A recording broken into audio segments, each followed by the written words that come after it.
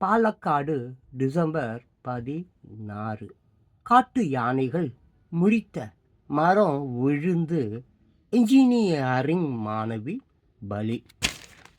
அப்படியே செய்தி என்னன்னு பார்க்குங்களா? காட்டு யானைகள் முறித்த மரம் விழுந்து இன்ஜினியரிங் மாணவி பலி. பாலக்காடு டிசம்பர் 16. ஸ்கூட்டரை ஓட்டி வந்த நண்பர் படுகாயம்.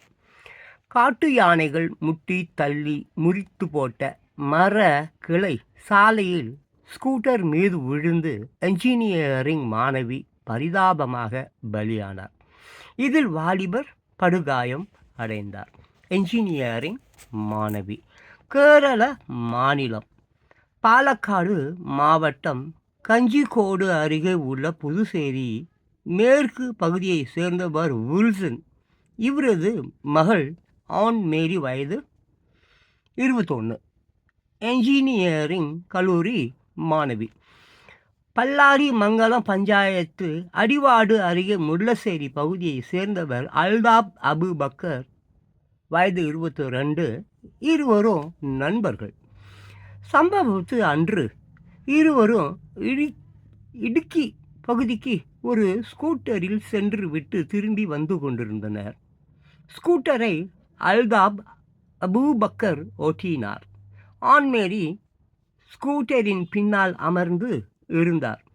அவர்கள் வந்து கொண்டிருந்த சாலையின் இரு புறமும் பச்சை பசேல் என்கிற மரங்கள் சூழ்ந்து காணப்பட்டது. இயற்கை காட்சிகளை ரசித்தபடி. இதனால் அவர்கள் இருவரும் ஸ்கூட்டரில் ஹாயாக இருபுறமும் உள்ள இயற்கை காட்சிகளை இமை கொட்டாமல் ரசித்தபடி, இதயத்தில் இனிமையை எண்ணியபடி, இதழ்களில் புன்னகையை சுமந்தபடி வந்து கொண்டிருந்தனர். இதற்கிடையில் யமன் யானைகள் ரூபத்திலும் வரும் என்பது தெரியவில்லை. அந்த சாலை ஓரத்தில் ஆண் பெண் என 2 காட்டு யானைகள் திடீரென அந்த யானைகள் அங்கிருந்த ஒரு பனை மரத்தை பார்த்தன.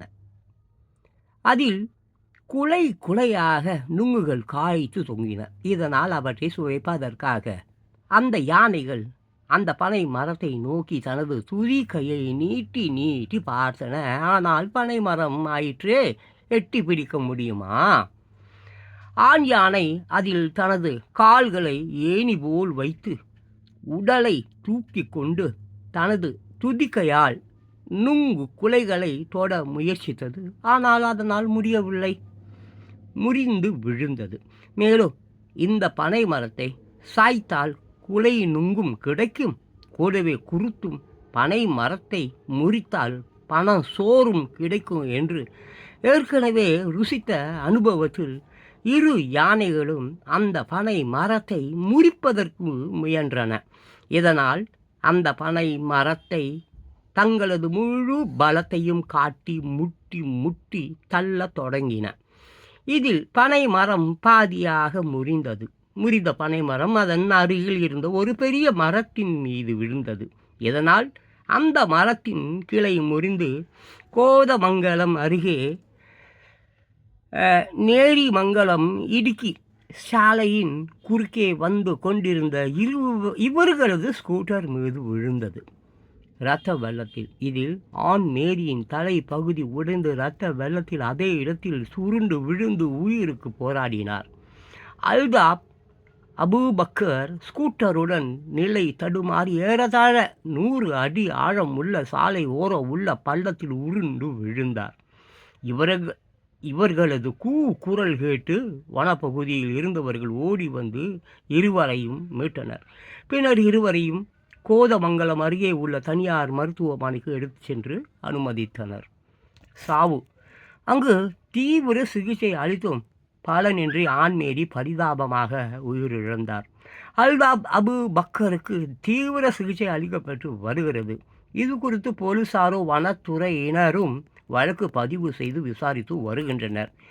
மனிதனாக பிறந்தால் என்றாவது போகும் உயிர்தான், ஆனால் இப்படியாகவா போக வேண்டும் என்பது அந்த மாணவியின் உறவினர்களின் கண்ணீர் கதறல்களாக இருந்தன.